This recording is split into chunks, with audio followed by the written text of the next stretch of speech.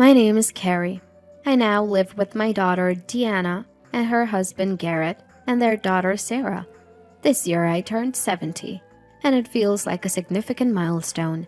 My husband Matt passed away 3 years ago due to illness, and originally I was living alone until my daughter and her husband invited me to stay with them.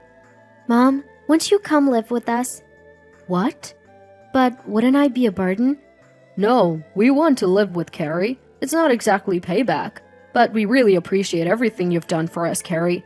Why don't we all live together happily? I was feeling lonely living alone, so I was grateful that they cared so much. Sarah, my first granddaughter, is such a good kid, and I'm living happily now. Feeling the need for a purpose in life, I'm fortunate to be healthy and currently working part-time at the checkout counter of a supermarket. It's a small supermarket, but well loved by the locals and everyone is friendly. Even the young part-timers look up to me, and I have no complaints. However, there is one thing that bothers me. That is, oh, working part-time again today, Carrie? Catherine, welcome. The woman who comes to the supermarket is Catherine, my son Polly's wife. That makes her Deanna's sister-in-law. She got married just before Deanna did and lives a bit far from here. Honestly, I've never gotten along well with Catherine. It seems she didn't think highly of me from the beginning, and she often made snide remarks, even during greetings. Catherine, let's get along well from now on. Carrie, that's fine. You don't need to bother. What? You don't need to worry about us, so please don't interfere too much, okay? I'll handle family matters just fine. We don't want any mother-in-law and daughter-in-law conflict, do we? It's stressful for both of us. She put up a wall from the beginning and we were shocked. At the same time, I didn't have a good impression of her. Matt didn't think highly of Catherine either, but Polly seemed quite smitten with her. I'm definitely going to marry Catherine, he used to say. Polly was a troublemaker since he was young and we often struggled to handle him. He had behavioral issues at school and we were frequently called in.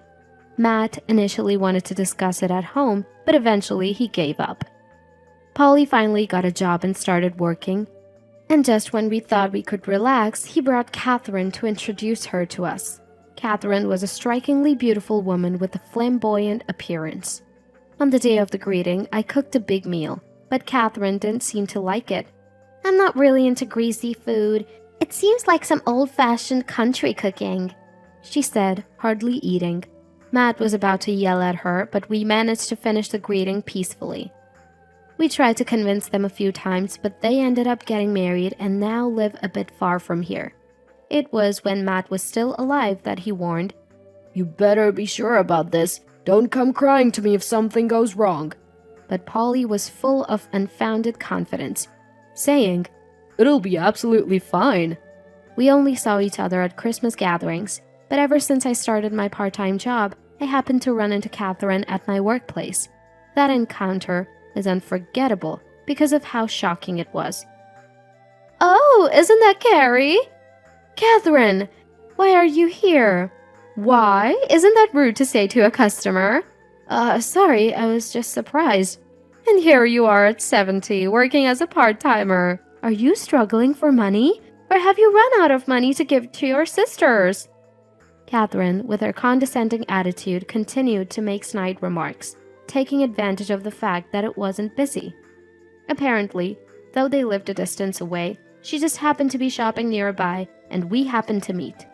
No, I started part-time work because I thought it would be fulfilling.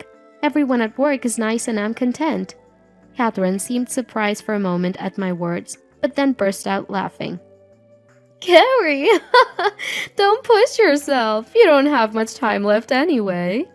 I was just stunned by her words, suggesting a person's lifespan is so carelessly. As the line at the register started to grow, Catherine left. Carrie, are you okay? Yes, sorry about that. She's my son's wife. I didn't mean to cause trouble. No way. That attitude is unbelievable. No respect for a mother-in-law at all. The part-timer who overheard was visibly upset. I was touched that someone cared about me and thanked her for her concern. Let me know if she comes back. Yes, thank you. I thought it was just a coincidence. They lived far away, so I didn't expect to see her for a while. But reality proved harsh. Catherine started coming to my workplace about 3 times a week, deliberately seeking me out to make unpleasant remarks. She even spoke disdainfully about Deanna and Garrett, and as if that wasn't bad enough, she even demanded discounts on the store's products. "Oh, Carrie, this deli container's lid is open. Isn't that unhygienic? I'll buy it, so give me a discount." I can't do that. Sorry. Please buy something else. We'll dispose of that one." "What? I'm offering to buy it for you." Every time Catherine came to work, the manager would apologize, and she seemed to enjoy his discomfort with a malicious smile. I was on the verge of exploding with anger. It was becoming a nuisance to the workplace, and I didn't want to trouble Deanna and her family. More importantly, for my own dignity, I called Catherine the next day. "Catherine, please stop coming to my workplace and causing trouble. If this continues, I will have to take action as a mother-in-law." Catherine laughed mockingly over the phone. "Trouble? I'm just worried about Carrie." I wanted to scream at her claim of concern, but I held back and continued calmly. "Your actions are a nuisance. I won't tolerate it any longer." "What? You think it's wrong for me to worry about Carrie? I don't think I deserve to be treated like this." Unrepentant and even defiant, Catherine frustrated me. "Anyway, please stop doing this in the future." Seemingly displeased with my inability to tolerate her any longer, Catherine spat out her last words. "Don't act all high and mighty. You bottom-tier old lady who can't do anything but work before hitting the grave. I'll be sure to tell Polly about this." With that, she hung up. True to her word, the next day I received a call from Polly. "What the hell did you say to Catherine, Mom? That's awful!" As soon as I answered, Polly was yelling at me. "It's Catherine who's awful." "What are you talking about? You said terrible things to Catherine. She's crying. No matter if you're my mother, I won't forgive this." Apparently, Catherine had told Polly a fabricated story, making it seem like I had severely scolded her. Believing her, Polly was furious. If that was all, it would have been fine, but Polly kept calling in anger for hours and finally said, "If this happens again, I won't forgive you," and hung up. "Mom, what's wrong?" Deanna, welcome back." "Nothing, really." "That's a lie. That voice was Polly's, right?" Deanna looked at me sharply. It was hard to stick to the lie. Polly and Deanna, although siblings, if I keep this from them, it might someday cause trouble. I even worried it might harm Sarah. With that thought, I decided to tell Deanna and the others everything. Deanna related to Garrett, and eventually the 3 of us sat down to talk in the evening. "I can't believe that idiot Polly. He barely involved himself in Matt's funeral, but calls only in times like this? Unbelievable." "That happened? I'm sorry I didn't notice." "No, it's not your fault, but I'm worried it might trouble you, like today with the phone call." "Don't worry about that. More importantly, Polly may not realize it, but you should be more careful around Catherine." "That is..." Deanna and Garrett exchanged a look, then nodded and began to speak. "Actually, near my company there's this bar district. One day when I happened to go for a drink, I spotted Catherine there, and she was with a man I've never seen before." Honestly, I felt a pang of sympathy for my own son and couldn't say anything. "Well, that's his own fault. But if something like this happens again to Mom, we need to think about it." Deanna said this with a cheerful smile. "For now, leave this to us. Right, Garrett?" "Yes, leave it to me, Carrie." "Yes, thank you. But really don't push yourselves." I agreed, feeling somewhat overwhelmed by their insistence. Anyway, I thought it best to have nothing more to do with it all. But reality doesn't always go as planned. Catherine came again, seemingly displeased with our last phone conversation. "Oh, Carrie, still working part-time, I see." "Catherine, we talked about this on the phone, didn't we? It seems nothing got through to you. I'm disappointed." Catherine seemed displeased by my words. "Are you sure you should be saying that, Carrie? Do you know that Polly's client is Garrett's company? Catherine suddenly laughed mockingly and blurted out. Hearing this for the first time, I was shocked and my eyes widened. Seeming pleased with my reaction, Catherine cheerfully laughed and whispered to me, "Come to the cafe by the river called Lark later today, if you don't want Garrett's company to go under. Okay?" Catherine's smile looked devilish. I could only nod and said, "Understood," and she left the shop contentedly, still smiling. After my part-time shift, I headed to the designated cafe. Catherine was already there and beckoned me over. "You came as I expected, Carrie." Her sinister smile sent a chill down my spine. The cafe was quiet, seemingly unnoticed by others. Inside, the two of us sat in the tense silence. "What do you want?" "I was hurt by what happened before, so I want you to take responsibility," Catherine continued with a smile. "Besides, Polly is an executive in his company, involved in big deals. His company and Garrett are about to have a major business deal. But what if that deal falls through because of you, Carrie? Wouldn't Garrett lose his job?" "You! If you care about your beloved Garrett and Deanna, promise to pay me $300,000 right now." "300,000?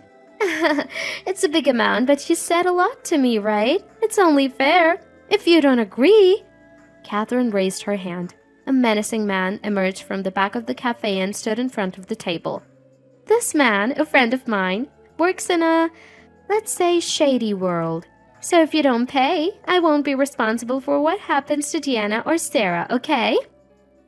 I was speechless at her shocking words. Realizing I had married my son to such a terrible woman was overwhelming. I glared at her and managed to say, "Understood." "I appreciate your understanding. And you know what will happen if you tell Deanna or Garrett about this, right?" "Yes." "Then I look forward to your cooperation, Carrie." I left the cafe feeling like I was being chased out. Returning home, the house was still and quiet. More than anything, I was shocked at the ugliness of the person Polly had married. Sighing, I sat in front of my husband's picture. "Dad, I'll do my best. I will protect what you left me in my own way." Declaring this, I steeled myself. I was determined not to let Catherine have her way. "Remember this. I'll make you regret everything you've done." First, I set a date to transfer the money to Catherine. Having agreed to pay and knowing she expected it, I calmly set a time frame to prevent any harm to Deanna or Sarah. Explaining the difficulty of the amount for a part-timer like me, I promised to pay within a month, and surprisingly, Catherine agreed cheerfully. "Understood. So within a month, then?" "Yes, I'll make sure to pay." That's because there was a reason. I set it for a month. Within a month, a relative's funeral was scheduled. I wanted to resolve things there, so I arranged it without causing any issues. Today is the day of the funeral, where many relatives will gather, including Polly and his wife. I decided to settle things there. "Oh, Sarah has grown so much." "It's been a while, everyone." Our family relatives are relatively close-knit. Just before the funeral started, Polly and his wife arrived. "Wow, this atmosphere brings back memories." "Ugh, this country vibe is too much. Can't wait to leave."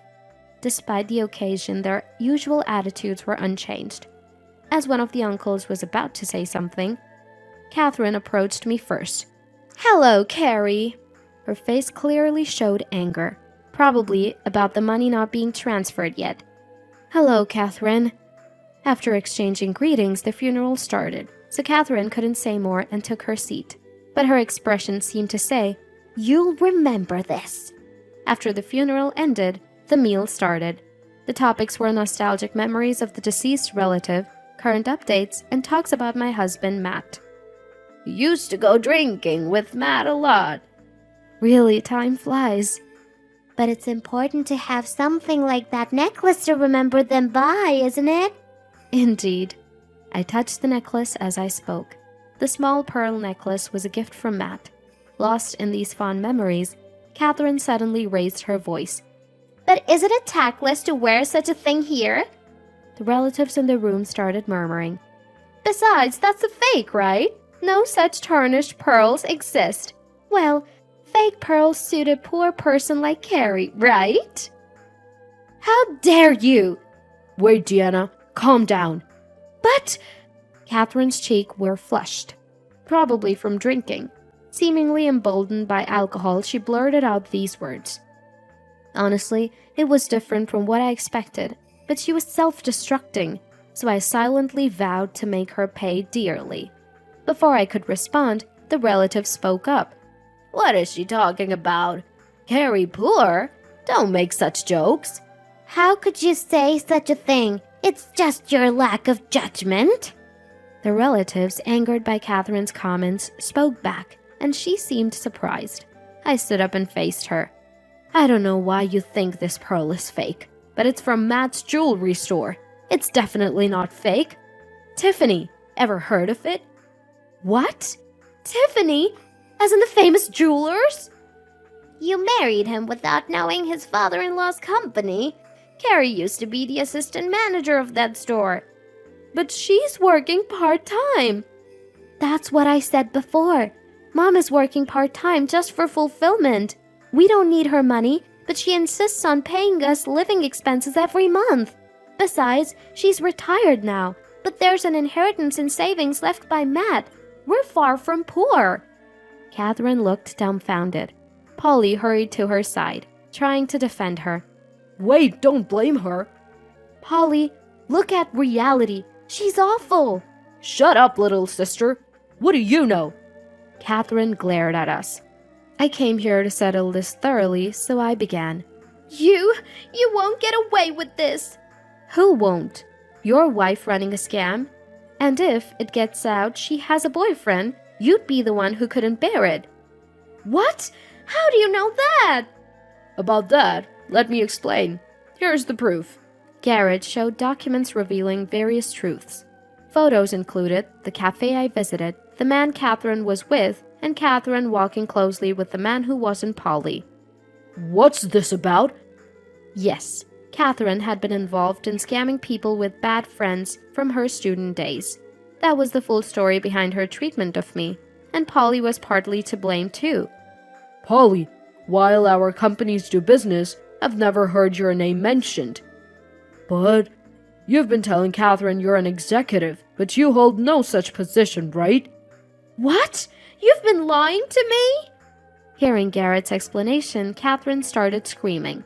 Sighing, I retrieved an attached case from the reception, opening it in front of them. It contained $300,000 in cash. Here's the $300,000 you unfairly demanded from me, Catherine. Emphasizing unfairly, she glared at me, her face turning red. I had recorded everything from the day she took me to the cafe. I never intended to treat my son and wife this way, but I thought it was best for them to learn a hard lesson. However, the condition is that you never appear before us again. You've caused enough trouble, and when I die, you won't get a penny of my inheritance. Wait, Mom, I'll leave Catherine. What? Polly, when you decided to marry Catherine, Matt and I tried to stop you. Weren't you going to be happy with her? You're her husband. Don't change your attitude now. Support her until the end. What? Stunned, the relatives started shouting. That's right. Get out of here. Initially, the two of them talked back, but they couldn't stand against the majority and left the shop meekly. Carrie, that must have been tough. Are you okay? Yes, I'm sorry everyone for causing such a commotion. Don't worry about it. Your uncle would be pleased too. Mom! Deanna, Garrett, thank you so much. I've caused trouble for you too. Not at all. We just did what we wanted to do. Finally, I feel like everything has cleared up and life is returning to normal. Afterward, it turned out Catherine was involved in various other fraudulent activities and ended up getting arrested by the police. Polly came crying to me soon after, but since Matt had warned him repeatedly, I decided to keep my distance. The commotion seemed to have spread rumors to Polly's company, and now he's been demoted, working at a subsidiary. As for me, I continue with my part-time work, living a peaceful life. This pearl you gave me, it helped me through this ordeal. Perhaps there's really power in the things our loved ones leave behind. Despite getting wrapped up in various issues, this experience made me realize the supportive people and warmth around me. From now on, I plan to live my remaining life never forgetting to be grateful for each day.